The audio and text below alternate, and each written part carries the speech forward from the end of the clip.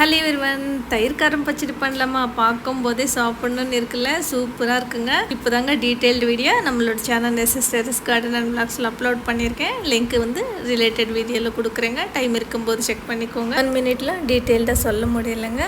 இட்லி தோசை விட சூப்பராக இருக்கும், சப்பாத்திக்கு ரொம்ப நல்லாயிருக்கும், சாதத்தோட நல்லா இருக்குங்க. இன்றைக்கி 20 காஞ்ச மிளகாய் எடுத்திருக்கேங்க. நீங்கள் உங்கள் காரத்துக்கு ஏற்ப அட்ஜஸ்ட் பண்ணிக்கோங்க. எடுத்துருக்கோம்ல, எல்லா மிளகாவும் 2ஆக கட் பண்ணணுங்க. இன்றைக்கி நம்ம சீடு போட போகிறதில்ல, மிளகா மட்டும் தான் போட போகிறோம். அதனால எல்லாமே கட் பண்ணிட்டு ஒரு பவுல் எடுத்துட்டு நம்ம கட் பண்ண மிளகா போட்டுக்கலாம். தயிரில் தான் பண்ண போகிறோம்னு சொல்லியிருந்தேன் இல்லையா, 1 கப் அளவுக்கு தயிரில் ஊற வச்சுட்டேன். ஒரு 1 ஹவர் ஊறினதுக்கு அப்புறமா கொஞ்சமாக கல்லுப்பு பூண்டு போட்டு நல்லா மையாக அரைக்கணுங்க. அரைச்சதுக்கு அப்புறமா பாருங்கள் இந்த அளவுக்கு இருக்கும். கலர் பாருங்கள், காஷ்மீரி மிளகா போட்டுருந்தது இல்லையா, அதனால சூப்பராக இருக்குல்ல. தாளிக்கிறதுக்காக கடுகு, உளுத்தம் பருப்பு, கடலை பருப்பு எல்லாம் போட்டு தாளிச்சிட்டு நல்லா திக் கன்சிஸ்டன்சி வந்ததுக்கப்புறம் பவுலில் போட்டுடலாம். நீங்களும் ட்ரை பண்ணுங்கள். கூட சேர்ந்து சப்ஸ்கிரைப்.